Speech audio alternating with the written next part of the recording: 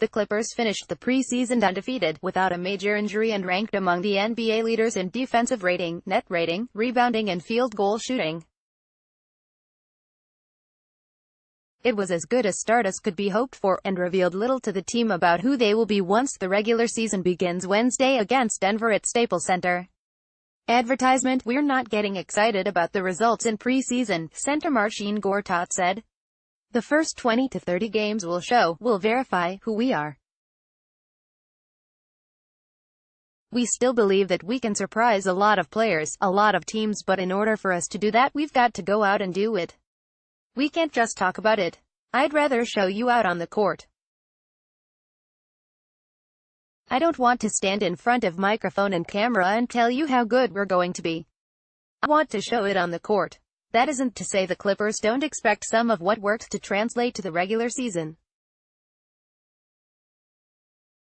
Allowing 86.7 points per 100 possessions, the league's second lowest mark behind Utah, is in line with internal expectations of developing an elite defense.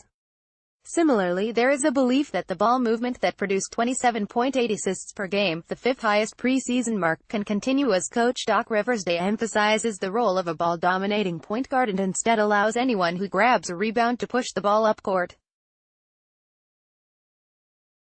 Yet parsing 5 preseason games for concrete insights is difficult because of the nature of the preseason, where the evaluation of fringe players and goal of keeping starters healthy creates a deeper rotation than will be used come Wednesday's opener. Rivers felt the offensive spacing got progressively worse with each game, and outside of guard Lou Williams and forwards Tobias Harris and Danilo Gallinari, doesn't yet have an answer to a key off-season concern: who can he rely on to get buckets in crunch time? Clippers Montrezl Harrell makes the most of NBA relaxing policy on basketball shoes by Andrew Grief, October 13, 2018, 2 p.m. The key still will be: can we rebound well enough? How do we finish games? Can we stop scoring droughts? And defensively, how good will we be? Rivers said. If we do all those things well, then we're going to be a great basketball team this year. If we do half of them, then I'm not sure yet because I don't know what that translates into.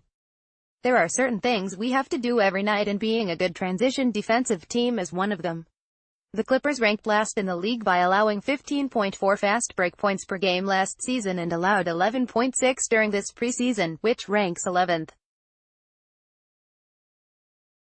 Teams have until Monday afternoon to trim rosters to the league maximum 15, and the Clippers appear comfortable waiting until the deadline. As of Sunday, all players were on hand for practice, and only Daisy Rodriguez, waived Tuesday, and Jamel Artis, waived Saturday, one day after signing, were no longer with a team. Rivers has called depth one of this team's greatest assets, but is in the process of shortening his rotation. You have to, but you can't be scared to widen it on certain nights, he said. The whole key for our team is everybody going to be able to accept that, because that's hard. The right way is you just tell them and you're honest.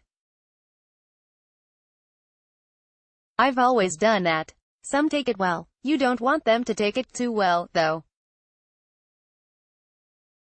It's a tough one. Tyrone Wallace is one whose opportunities, after averaging 15.2 minutes in the preseason, could shrink unless the Clippers offload one of their 9 guards. The 6'5" guard was a beneficiary of the Clippers' injuries last season, as they allowed him to rise from a G League stopgap into someone the team used during 30 games because his height and reach make him versatile enough to guard 3 positions.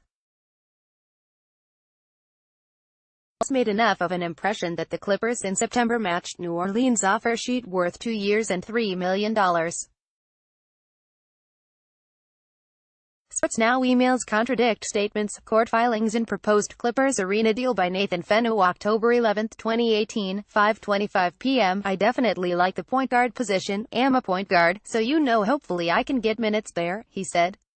But if I'm playing off the ball because I'm bigger, there's not a problem with that, either. Another whose regular season role remains intriguing is 7'3" center Boban Marjanovic, whose dominance in his brief preseason stretches translated to averages of 55.3 points and 30.4 rebounds per 48 minutes.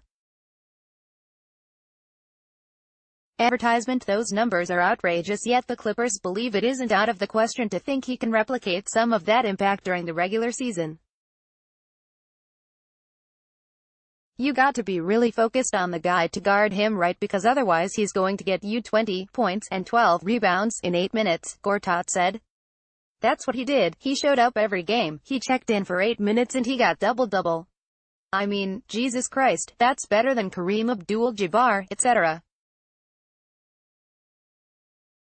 Forward Luc Mbah a Moute, calf strain, participated fully in Saturday's practice and Rivers expects he'll be healthy to play Wednesday.